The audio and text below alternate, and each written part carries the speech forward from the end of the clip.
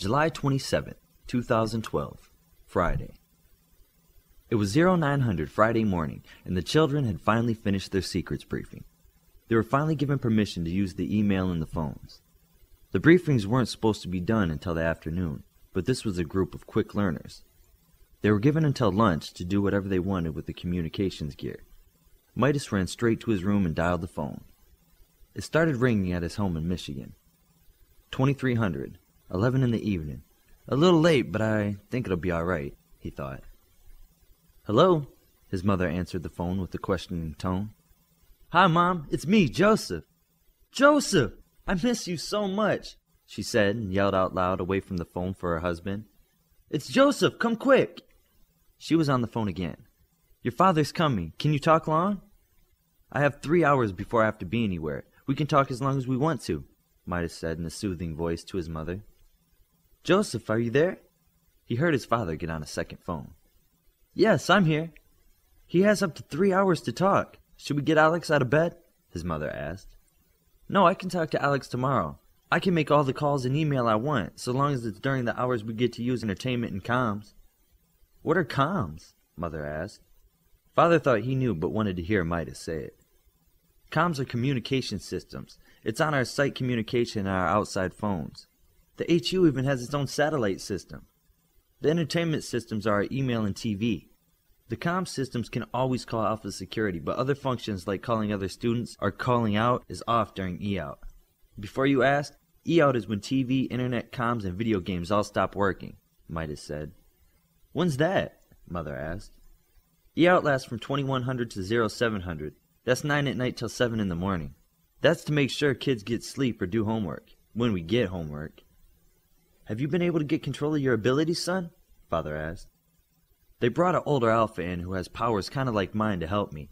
I worked with him for just 2 days and it's like I'm already a superhero. So you won't accidentally turn things into steel anymore? Mother asked. Nope, never again. And I've learned to do so much more than just steel.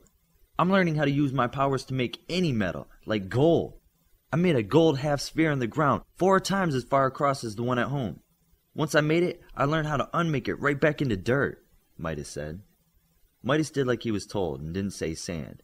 Nothing he said could give away where he was. How do you like the school? Father asked. It's better than I thought. They have technology like I've never seen. I've only met one teacher during the indoc, but she's really nice. What are your dorms like? Are they like army barracks? Mother asked. No, we haven't classed up to go into the dorms yet. Get this, we're staying in a 5-star hotel and all the staff are robots. What are the other students like? Father asked. Well, we have some that are super geniuses. We have 2 mind readers and 2 healers. One girl can control technology with her mind. One girl controls light and dark. She can control temperature, she can fly, and turn invisible. Oh, and 2 of them can also teleport. Really? Those are all the students there?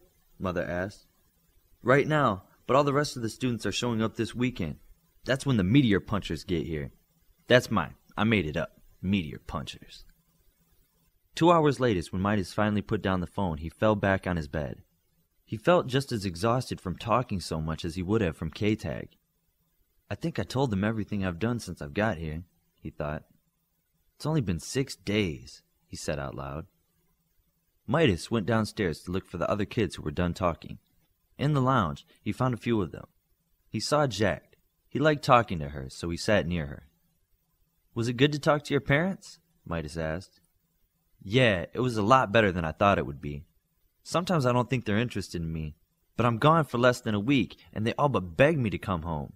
It's nice to be missed. Maybe they were always interested in you. You just didn't see it or they didn't show it right until you were gone. Maybe, Jack said as she looked both sad and happy. She shook herself from this, looked at Midas and asked, So how were your parents?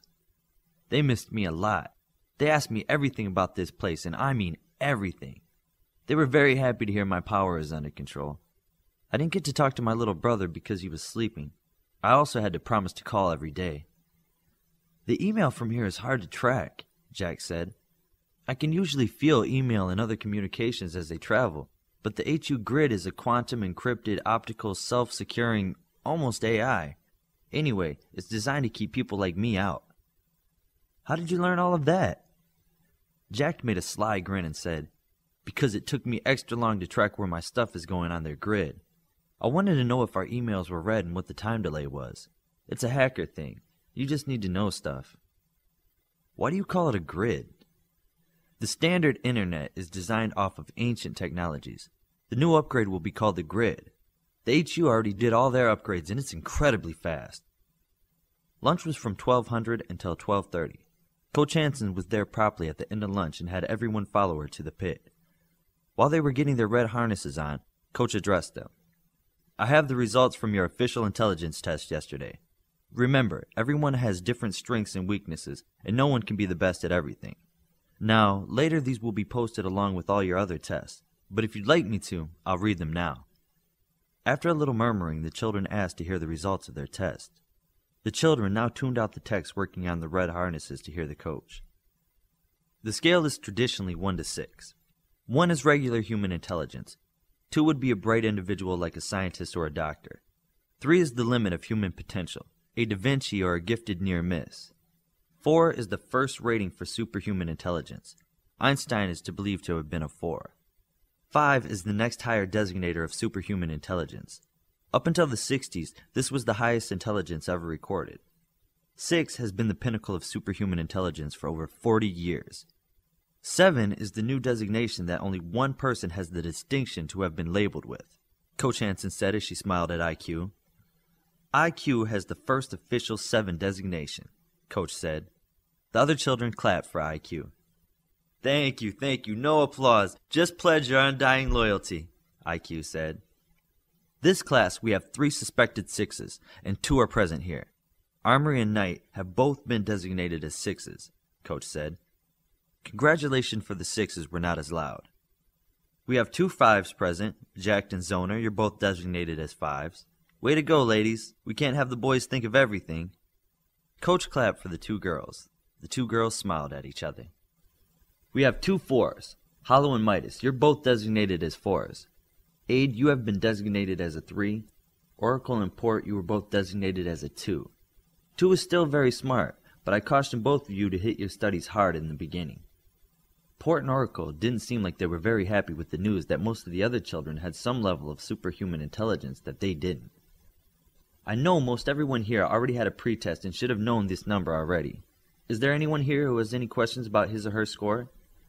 Coach Hansen, Midas said. Yes? You said the best a near miss could get was a 3.